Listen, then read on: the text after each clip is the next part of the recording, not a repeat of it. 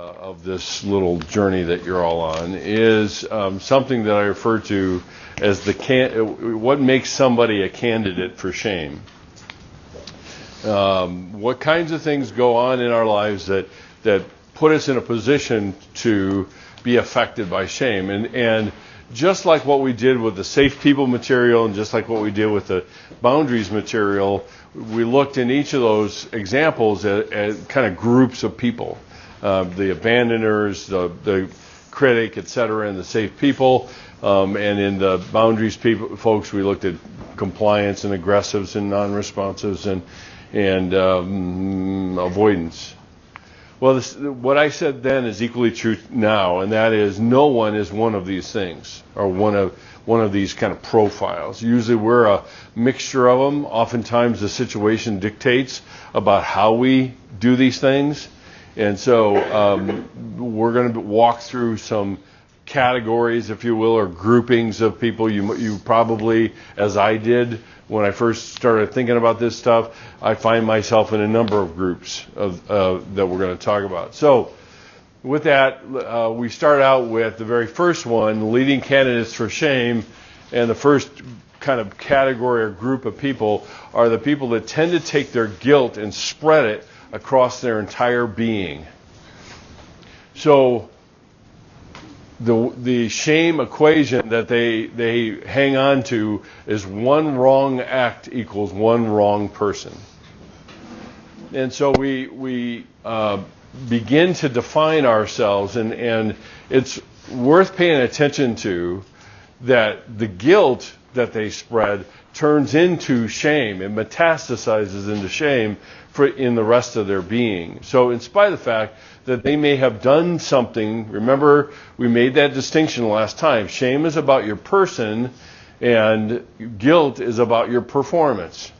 So they take a performance problem, a performance thing, and they turn it into a shame thing, a being thing, a person thing. So one wrong person, one wrong act equals one bad person. I did, therefore I am.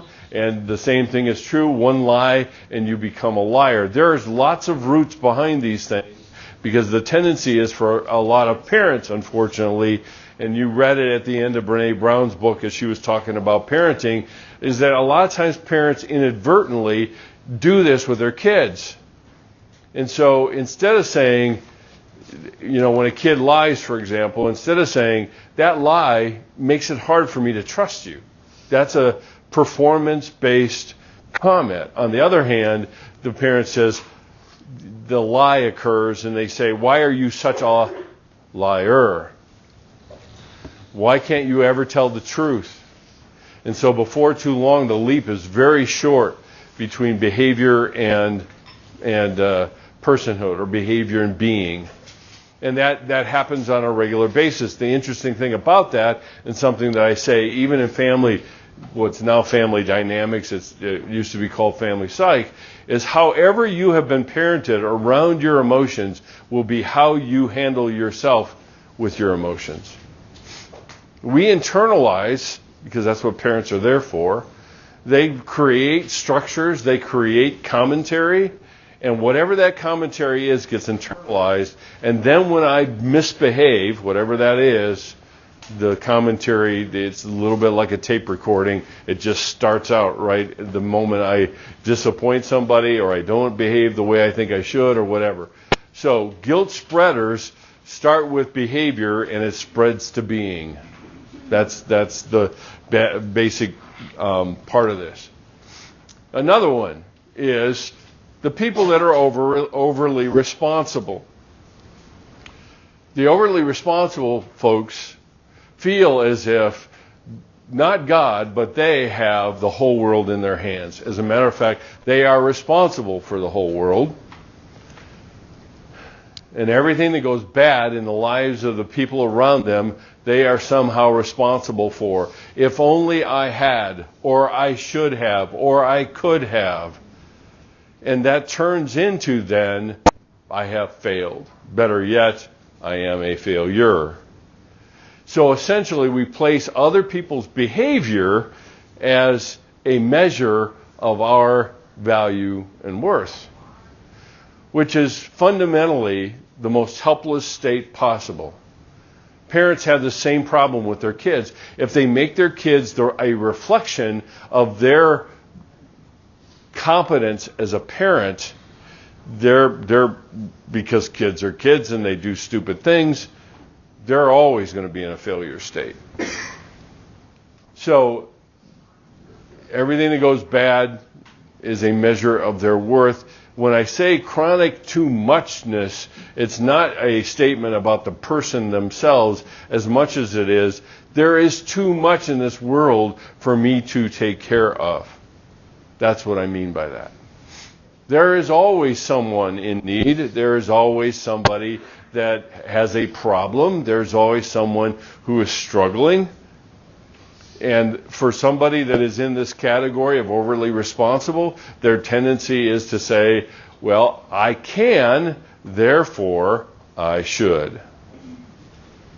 And if I don't perform at an adequate level, not taking into account, of course, the fact that the person has a choice, minor detail, because after all, if I spend my time helping them with their struggle, the least they can do is get better. That's the least they can do, because after all, I am such a gifted helper that since I am involving myself with them, they should at least get better. They can't believe that God has the whole world in his hands like the song that we sing. The reality is they don't trust God to act like they think he should. As a matter of fact, these folks have a tendency to offer their consultative services to God just in case he needs some help. And that offer is because they don't trust God's heart. Not his choices, his heart. Because as long as his choices go, the blessings come, the things happen that should happen, I don't have a problem with God's heart. But when he is silent, or when he doesn't bring the right things into my life according to the contract that I've written that he was supposed to abide by, he's abandoned me. And now I have to launch into action in order to get things to happen and work the way it's supposed to happen. There's a lot about our behavior, and that's one of the reasons you guys have heard me say, and we'll talk again about it, is trust and control cannot coexist. That's particularly true in our relationship with God. Because God refuses to be controlled.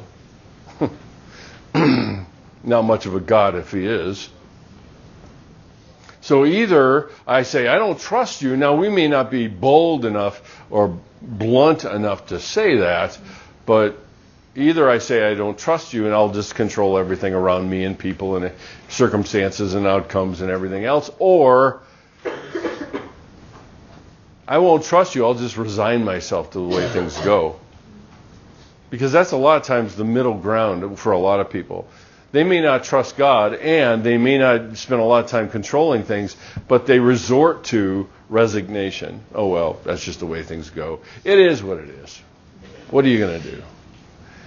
And the reality is that when they make that choice, they succumb to something you guys are all familiar with, most of you at least in terms of psych class, is external locus of control. I am a victim to my circumstances. Even more so, if you push it even farther, I am a victim to God. Because he won't be controlled. I can't control him. I can't do anything. He's going to be that way. Whatever way that is. So, the overly responsible person gets in the orbit of people in need, which there will always be people in need. There will always be people who you perceive as needing what you have to offer them. Always. Always. But why did I spend the time at the beginning of this class talking about boundaries, which we will return to, I might remind you. You thought you were free. Nuh-uh. But why do I spend time on that? Because for that very reason. When Jesus took on flesh and dwelt among us, he also took on time. He placed himself in time, just like us, which means that he had to make some decisions about where he was going to invest is time. Right? So, and just to give you a very easy example, you read Mark in the 2nd chapter of Mark, Jesus has spent a whole bunch of time in a village casting out demons and healing people and all sorts of things. And his disciples say, we're tired, we're going to bed. He says, fine, I'm going up on the mountain to spend some time with my Father. His disciples then get assaulted by the people in the city saying, where's Jesus? After all, he did all this. He's got to come back and do more. And they go rolling up the mountain to find him and say, Jesus, they're looking for you. And he says, yeah, I know. We have other places to go. See, time is one of the key decision points for people that are going to live within the limits of who we are, namely being human. And Jesus modeled that for us. So if there was anybody who could be overly responsible, it would be Jesus.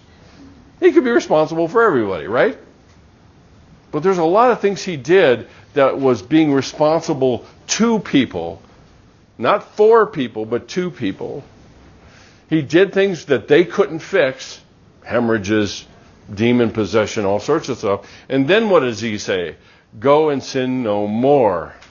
I have now empowered you, now go. Live into that.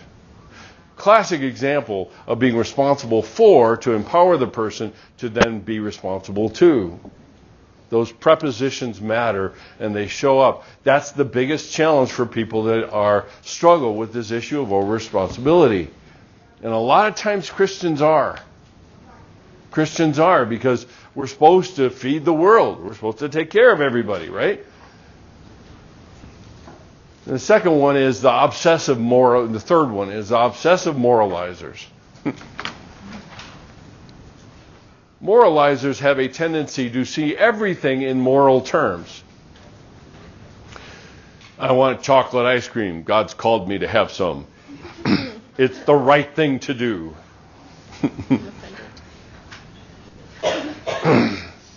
They think everything in black and white, right and wrong terms. The concept of personal preferences does not come into their economy. In other words, I'd rather not do that. And then they say, but that's the wrong response. It's the wrong thing to do. So the people that tend to be moralizers, life is never to be experienced. It is always to be weighed, measured, evaluated. It is always that. And they feel the same when they violate a custom, a preference, as when they violate their conscience. And in a lot of cases, when it comes to anxiety and the struggle with anxiety, it hinges around this particular point. Because we have lifted a lot of things that are just on the personal preference plane up into the moral plane. In other words, I don't have a right to have a preference different than you. And right in both senses of the term. It's not morally right for me to be different from you, but it's also I don't have that right. And we, in the culture we're in today at least, a lot of time, we have that I have a right kind of mentality about everything. So we bristle at it and say, I don't want to fall into that trap, and then we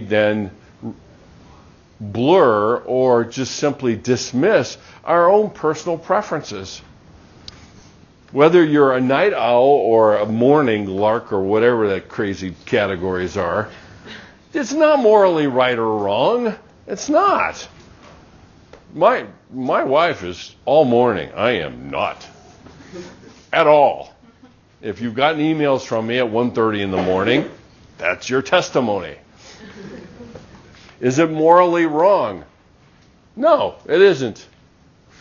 Now, if it fits into a bigger picture of me not taking care of my body and taking care of myself, we get a little closer because I'm called to care for my body, right?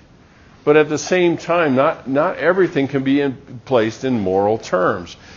The people that tend to do this like the world simple. Two categories, right, wrong.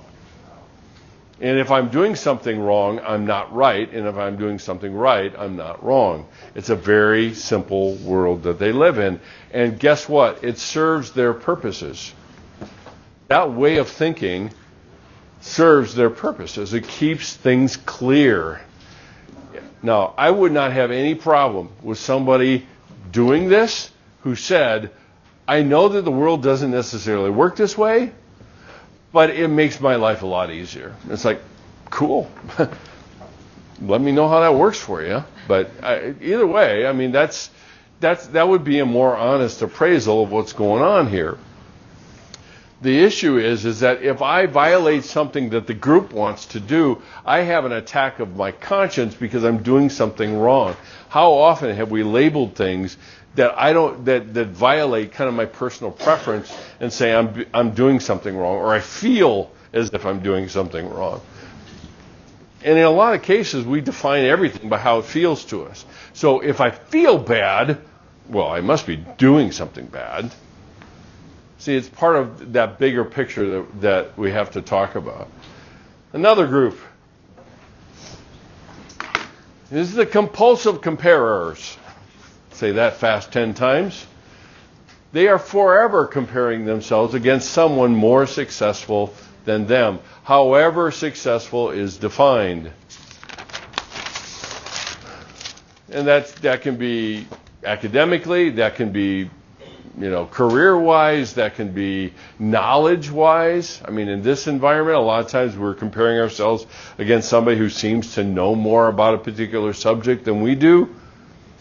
The funny thing about it is, with comparisons, we never look below us. We always look above us, which means we're constantly in a state of failure. So anyone else's success is a reflection of our failure, which is the seeds of envy. Good is defined as what I don't have, and evil is defined, or I should say, good is defined as what I have, and evil is defined as what I don't have. Comparisons are probably the greatest affliction in this particular area when it comes to shame.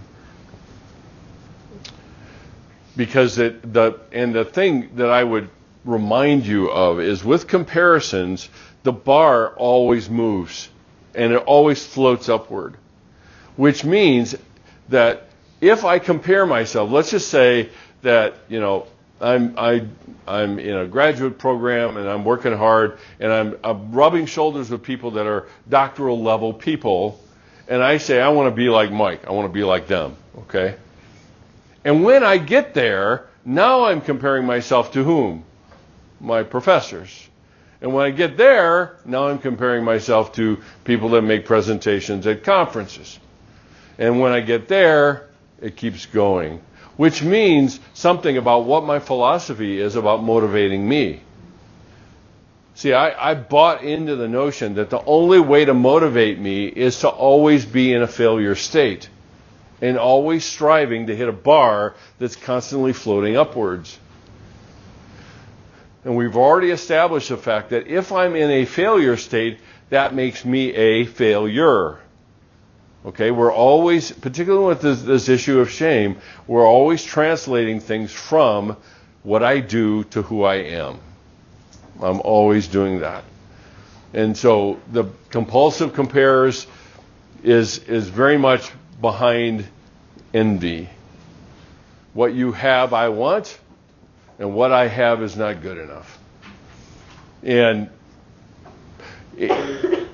in my own life, envy has been the primary motivator for a lot of things I do.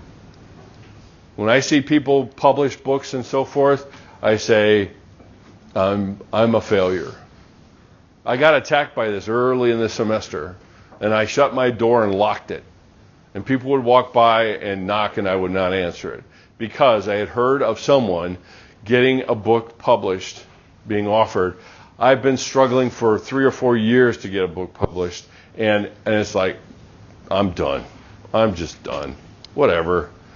And that was, I had a full-blown shame attack as a result of all that. And no matter the funny thing about it is shame attacks have a way of insulating us from the people who really want to help us by telling us, no, that's not true, or you can always self-publish, and that's just, you apply it how you want. That's just my own story. That doesn't have to be anybody else's. But the reality is we're always doing that. And the one thing I want you to keep in mind is shame is not only an offensive tool against ourselves, it is a defensive tool against people that want to help us. Which means what? It isolates us. It always isolates us. I had a friend of mine once say, the wolf always picks off the lone sheep. When we isolate, we become that much more of a target. So, comparison is a plight that everybody struggles with, particularly people that are striving to improve themselves. Another one is the approval addicts. They cannot approve of themselves unless there is enough, which is a key word here, enough people who approve of them. Of course, this number is always increasing. If I have one person approving of me, then I need 4. And if I have 4 people approving of me, then I need 24. And then I get that, and then. They seem always to be fishing for approval. That doesn't mean they do that openly, but they have a tendency to troll what people say and measure it in terms of who they are. Which makes it really difficult. I mean, if you're a sensitive friend at all and you notice people doing that, how in the world, when things are not going quite so well in your relationship with this person, how do you give them feedback? Guess what? Most people don't. And so the person ends up living in a feedback vacuum. Because if I give them feedback, what do? They sink into shame. I'm awful, I'm terrible, I can't do anything right, blah, blah, blah. And guess what? Eventually, nothing happens. Nothing happens. In a lot of cases, social media has only amplified this. Because people troll responses and make comparisons to people within their group or people that are important to them within their group. And they measure where they are and their importance, significance, whatever the word is you want to use, in terms of the people and what they say. The absence, this is a key, the absence of approval is the same as disapproval. So when somebody doesn't say something, we can interpret that too. That's interpreting silence, by the way. And we do that on a regular basis, right? I mean, even when God doesn't say things that we want, we interpret that as what? He's abandoned me. So the absence of approval is disapproval, and then I'm in this state of constantly pursuing somebody saying something I'm okay, which is funny, really, because when somebody finally gets around and say, I love you just the way you are. I'm going to be here no matter what. And they say, and the same person says, yeah, you're just being nice. Yeah, Shelby? Is there a type that encompasses all the types we talked about? Is there a type? Looking at an iceberg can pick out things that, I might do this or I might do this in certain situations, but I'm not this type. Right, and again, that's what I'm saying. These categories are not mutually exclusive at all. You can pick out the smorgasbord and apply it to yourself however you want. That's up to you and God. But yeah, absolutely, you can. And the irony is that really when we go through all of these, you can say, me, all of them. I'm a kind of comparer. I want to be the best at all of those. Thank you. I got it nailed. You all come along for the ride. I already got it. And that's generally the case, really, because there's always things in here, and that's what I warned you it was going to be intrusive, but there's probably no one of these that anybody escapes. Okay, another one. This is one of my favorites. The never deserving. Anything good that happens, I don't deserve. Everything bad that happens, that's me. Which means that if I buy into this and believe this wholeheartedly, what I tend to do is sabotage the good and use the bad as confirmation of how bad I am. So, how do we sabotage good? I'm in a relationship with somebody who says I'm in no matter what, and we start parsing their words to see if they really mean what they're really saying, or we pick a fight just to see if they'll stick around. Testing the motives, distancing from others to see if they'll actually pursue us.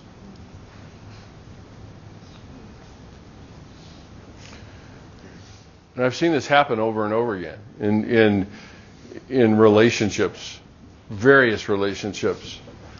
One of the hardest conversations I had with my eldest daughter, the one that just got married, was at the point in her life, and she met somebody who ended up being her husband eventually, that was a good person, that he was there, come hell or high water, he was there. And they were having a fight in quotes, okay?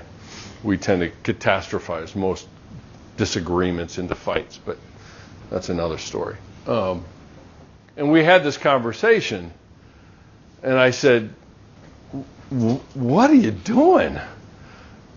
Because it was, in a sense, turning him into the other men that had been so abusive in her life. I said, what are you doing? For all the evidence you have, he is a good man. He is a man that pursues you and loves you. You are sabotaging the good that God placed in your life. And she wasn't real crazy about that idea of hearing that.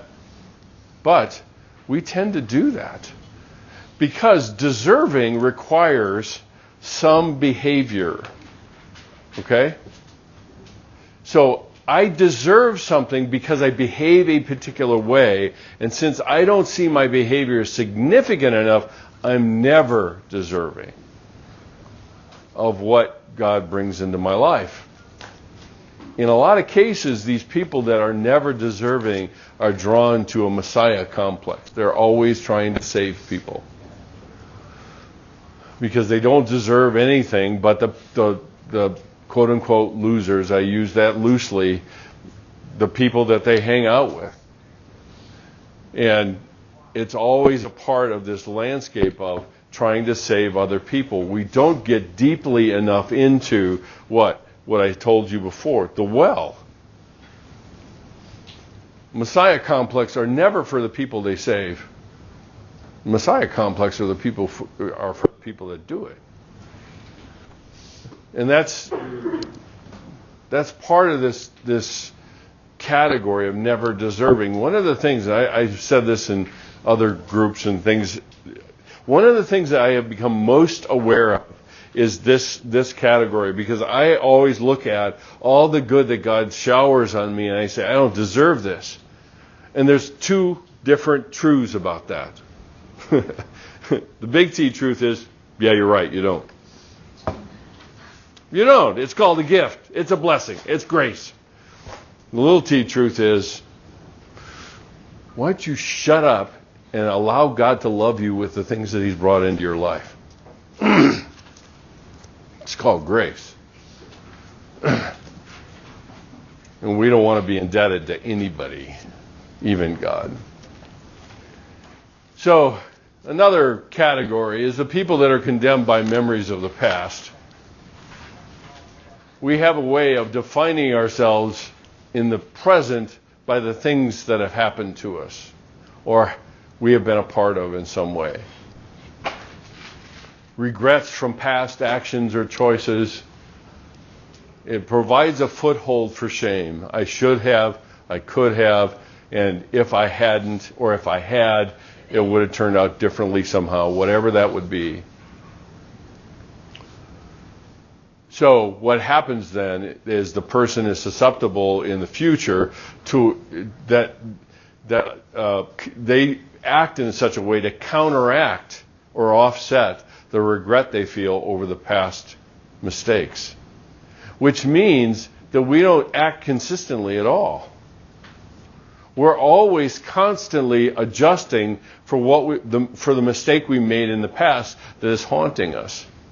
So my behavior right now, in terms of my relationship with another person, has really nothing to do with them. It has everything to do to try to redeem or redo the things that I did wrong in the past. And unfortunately, the person gets lost, really. The person I'm in a relationship with, I'm not responding to them at all. I'm determining what to do to kind of correct what I did in the past, which is a definition in the past, something I cannot change. I think we all know that. And so I can say, well, I know I can't change it. Yeah, but you can sure try to correct for it every time you have a relationship with somebody. And the problem is that will not match the relationship you have with the person in the present. It can't ever match that.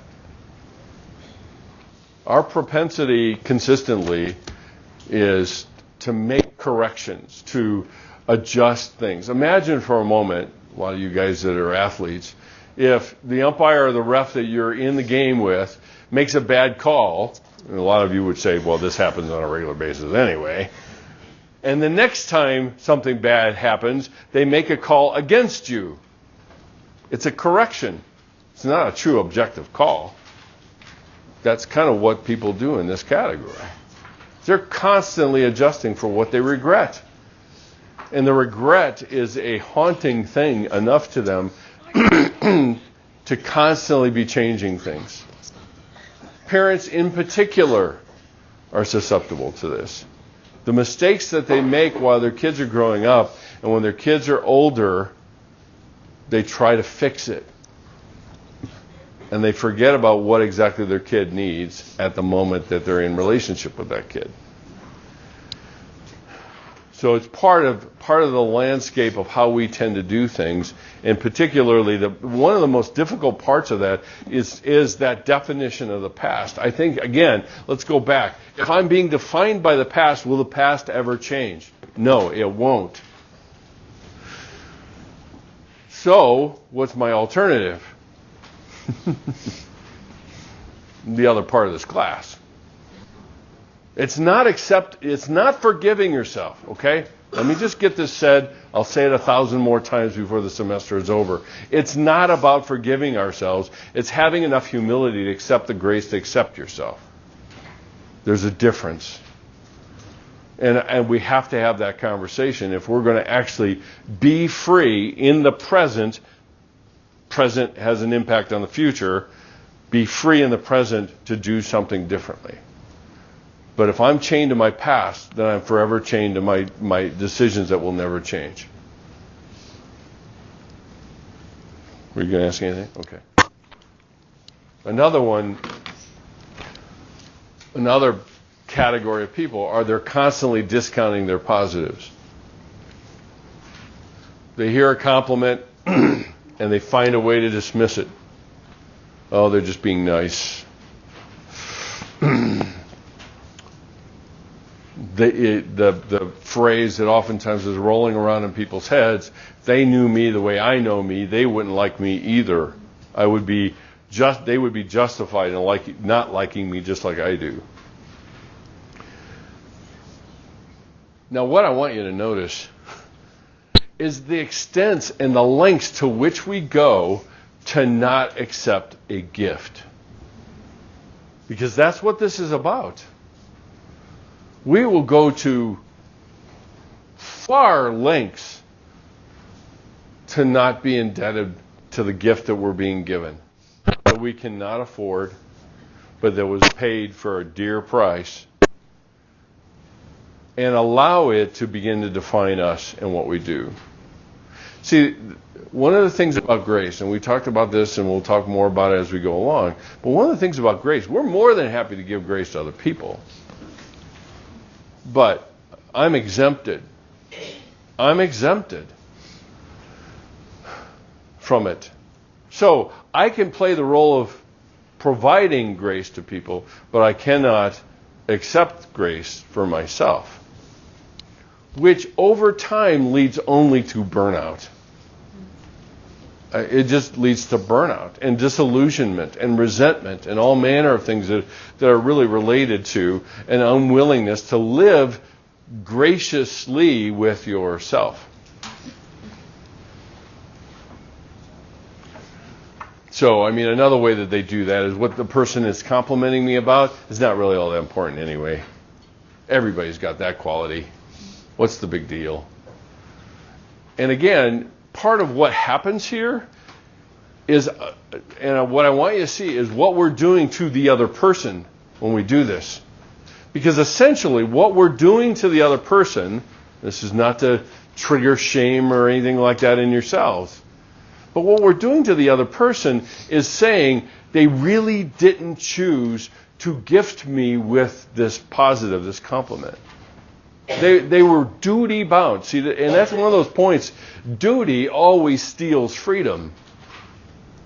But if somebody actually has enough freedom to see things about me to compliment, and they do, well, then they must be seeing something that I don't, and I can accept that gift as something that adds to and begins to help me to see myself in a different light. See, there's a lot of ways that God populates our lives with mirror people who mirror back to us the things that we can't see. And it's an important part, I think, of our process.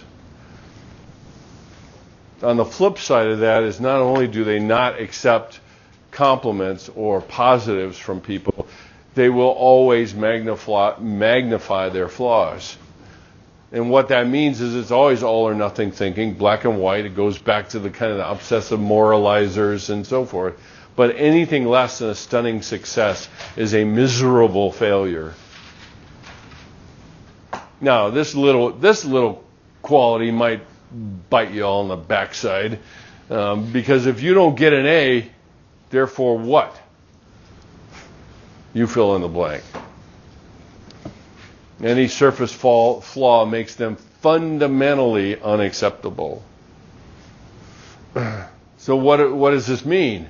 What it means is we catastrophize our flaws to the point where we reject our own humanity. Because all humans are flawed. All humans are broken. And if we make that a condemnation of who we are, then our ability to be in relationship with other people is going to have a lot of these qualities in it that we're talking about today. For Christians, since their human goodness amounts to nothing compared to God's goodness, their goodness amounts to nothing. All or nothing. Since I can't climb to the pinnacle of what Jesus was, then I am fundamentally flawed and I can't do anything. And needless to say, the least of their weaknesses always outweighs the things that they do well. Now, you can combine these. So people that tend to dismiss a compliment amplify their flaws. And so there's a lot about these, as Shelby's question was directed, there's a lot about these that are complementary to one another, and we'll use them in combination, like the accentuation of failures and the discounting of compliments. Those are part of the landscape of how we go about it. And again, I want to underline this. The degree to which we go, or the lengths to which we go, to not accept the free gift that God gives us in His grace. And His grace is populated by the people in our world. He knows we need somebody with skin on. So he populates our world with people that are dispensing small doses of grace, compliments, appreciations, things that they enjoy about us. And then we say, that's nothing. There's being nice. There's being obligated. And what we miss is that, as Brennan Manning often said, he said, we live in a God-saturated universe. And it's saturating even people that don't know him, that are innately, seemingly encouraging, are prompted by God. They don't know that. They don't have to know that. But I firmly believe that. And when I start grasping that, the world becomes more saturated with God than I've ever known before. When somebody comes up and says, I really appreciated what you did, or they saw us do something that we thought nobody else was watching, it's not by accident. We're not living in that kind of universe. We really aren't. Yeah. I think, too, along those lines, like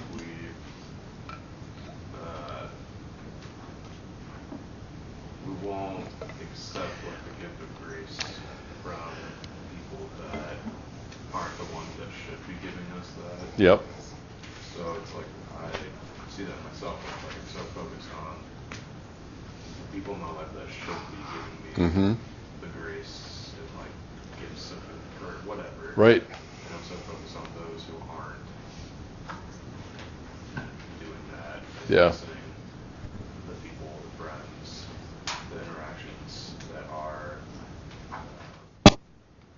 extending grace and showing me grace and showing me love and acceptance. But it's like the ones that should be on, Right. so therefore, The ones who do are not relevant. yeah. Yeah. Or it's like I don't want to hear that from them. I want to hear from people that should be Right. and should have been my whole life. Yep. And that's, that happens to us a lot. I really, we deem certain people as the ones that we want dispensing from grace from. And other people, it's incidental stuff, which is kind of throwaway stuff. So if I don't get it from the people, like you're saying, if I don't get it from the people who should get it, who should give it because of their role in our lives or whatever, then when the people who do, it's like, whatever. I'm waiting for that one. And if that one never comes, then what? It's like, and why? Okay? Add that to the list of things. Why? Because in a lot of cases, the people who should and don't, and we grasp that and we have to contend with that, then we're forced into grieving the things that we have lost. And we're not real crazy about that, because if we grieve it, we'll never get it, which is another form of all or nothing thinking. The problem is the grief that we feel in not getting it from the people who we should. The problem is that if I accept that, I'm sure that if I do, it will never happen, which is really pretty magical thinking when you come to think about it. And it basically is looking at a universe where God doesn't act at all. As a matter of fact, if I chain myself to that person, that the only time or the only way that I will experience grace is when they give it to me, then I'm chained to that person for a long, long time. And God can literally send an absolute deluge of grace on that person, and it won't matter. Because I'm focusing only on the person who should have. And there are people that in our lives, by the roles that they have, that create, in a sense, have an expectation of that's what they should do.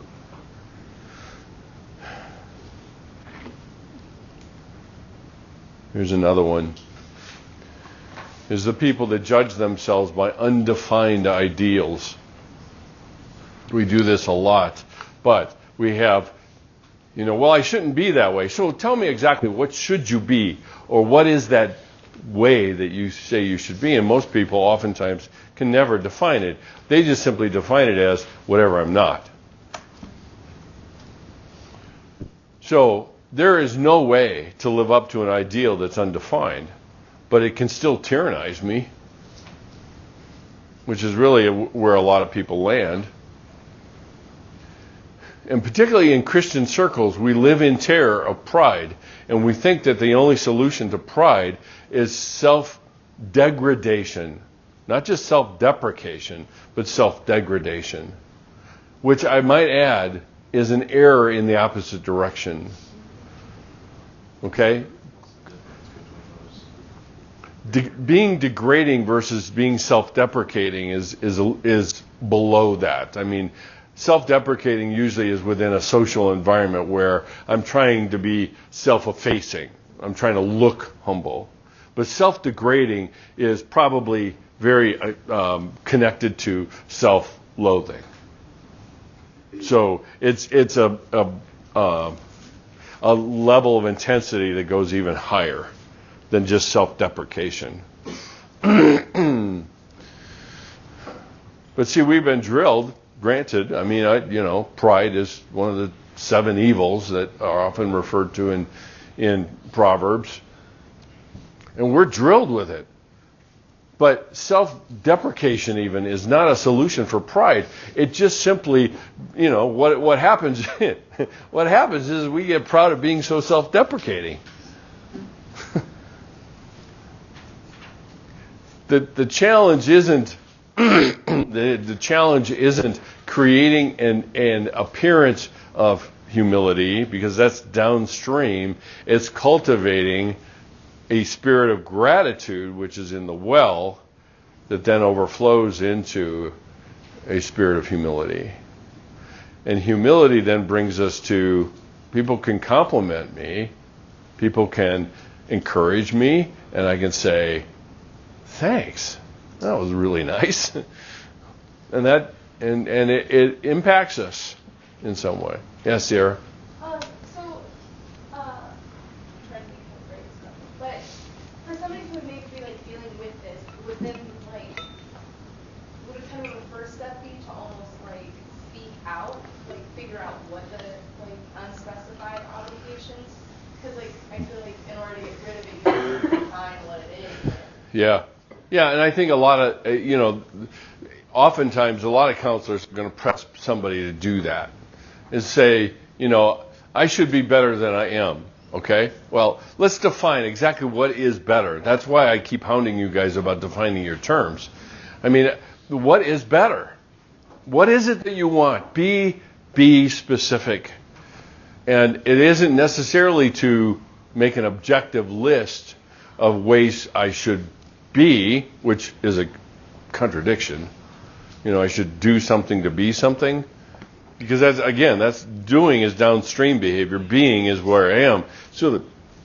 So yes, absolutely. The short answer to or long answer to your question. We need to define what those are. A lot of times we'll find out how unrealistic they are by actually defining them. Now that doesn't necessarily get us off the dime. Because a lot of times we think by creating unrealistic expectations of ourselves, that's the only way that I can strive to get anywhere close.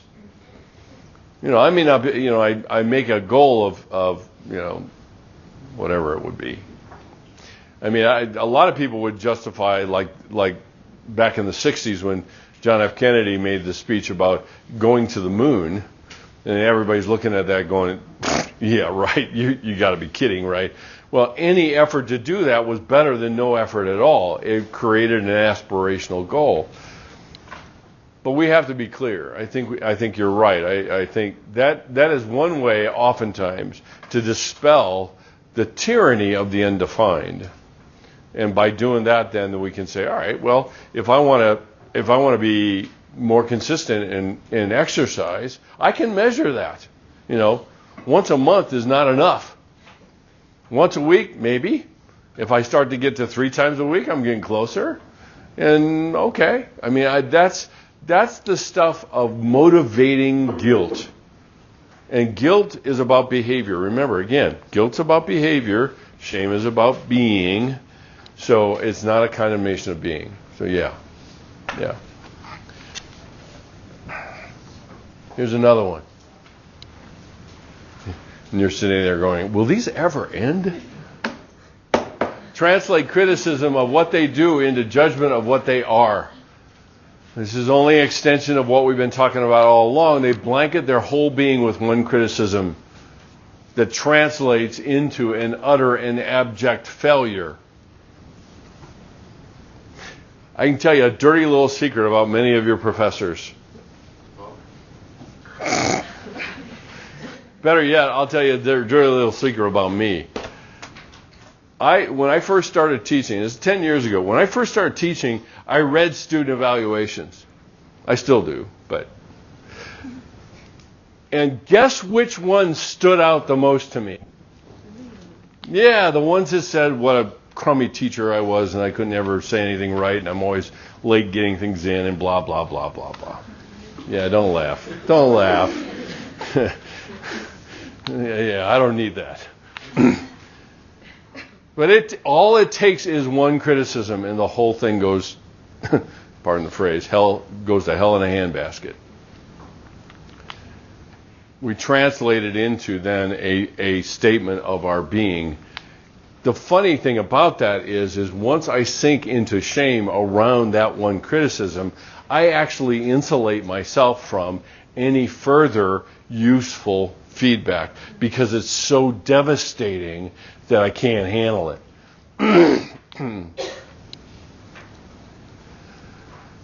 So like I said, people around me recognize, a feedback, a piece of criticism about how I interrelate with them or what I said that was hurtful or anything like that, and they see what happens. I disintegrate into this pile of quivering shame, and they say, well, I don't want to contribute to that. And so what do?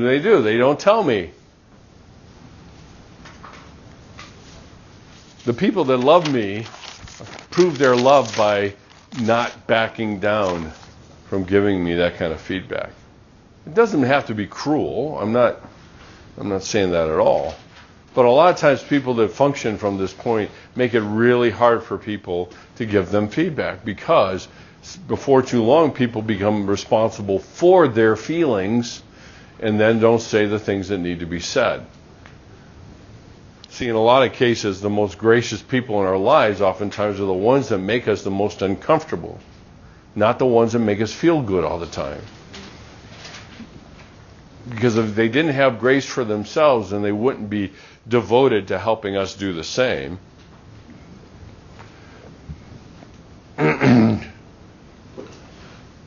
Another one is they read their own shame into others' perceptions of them. In other words, they parse people's words, and once they do, they attribute all that they feel about themselves onto the other person. This is a classic, those of you that are psych students, a classic case of projection. If I hate me, then you must hate me.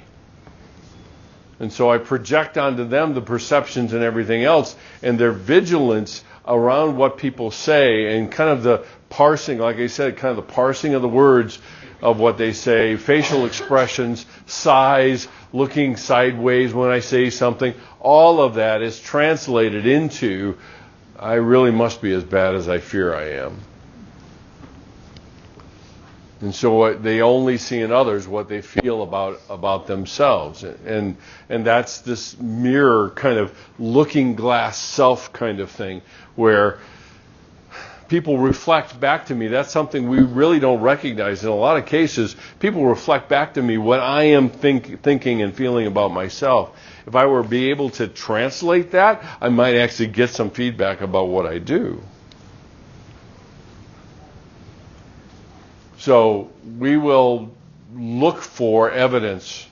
We are consummate private investigators looking for evidence of how bad we really are. And the funny thing about it is because people have stories separate from us, they deliver up the material on a regular basis. And you know what? I mean, the reality is, it has nothing to do with us. But try to convince me of otherwise would be another case. The thing that grace offers us in response to shame is the ability to fight our way through a lot of these things that I've been mentioning today. It has a way of anchoring me. Once I accept that gift of grace and say, that is the truth, okay? That's the thing that defines me. It's not like I'm going to go free of these things. They're going to still happen. I mean, that's one of the reasons why Brene Brown says, there is no one on earth that is shame-free. People are shame-resilient. And they do that because of the critical awareness, dragging it out into the open, and developing the kind of empathy by looking within themselves to be able to connect with other people. But my contention is, for us to do that, we have to have a solid anchor point, and grace is that anchor point. It's the gift that's given that either we can reject it or accept it, but when we accept it and begin to push into these things, then I know I'm going to feel bad, but it's not a bad that's going to define me. It's a bad that I can then accept further the grace has given me and make the changes. Remember, grace gives us a space and it gives us the strength to make the changes that God creates a picture of what we are to be. He doesn't create a picture like that to tyrannize us. He makes that picture possible by giving us the grace necessary to change. If we couldn't change, that would be the most cruel thing in the world to do to anybody. It would be the most cruel thing. So, let me end with 4 things, just as we're coming down to the end. Why is it so comfortable for us? First of all, it's predictable. It's always predictable. The thing that is so scandalous about grace, one of my students in the other section said this yesterday, it's uncontrollable. So it's always predictable. It always produces the same outcomes. The beauty of grace is you never really know what the outcome's going to be, so you trust it anyway and you find out. So it's predictable. It's ordered. It's known. It's something I have known for a long, long time. And because of that, it fits right into my notion that when somebody does something wrong, somebody needs to be punished. So it's ordered and known. It's something that I believe based on what I see in myself, not based on what I say I believe, but I believe that that's really the only way to change behavior, is to avoid punishment rather than pursuing change. Because punishment doesn't produce change. If anything, it produces a commitment on the person's part to hide more and keep doing it, if anything. So it resonates with what we already believe. I already mentioned this as far as punishment to change behavior, and the other point here is it provides a basis for controlling outcomes and behavior. That's why it's so comfortable. It fits right in, and it feels like this is the only way. And this is one of the reasons why people that I've worked with over the years with addictions, that's why they stay stuck. Because it never occurs to them that pursuing change based on grace really does produce change. But pursuing punishment on the basis of doing something wrong only produces more self-destructive behavior because of the shame that's prompted.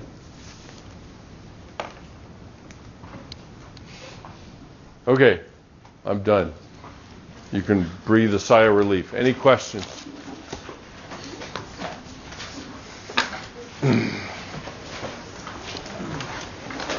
Okay, I will see you in a week. We got to start talking about the stained glass cell.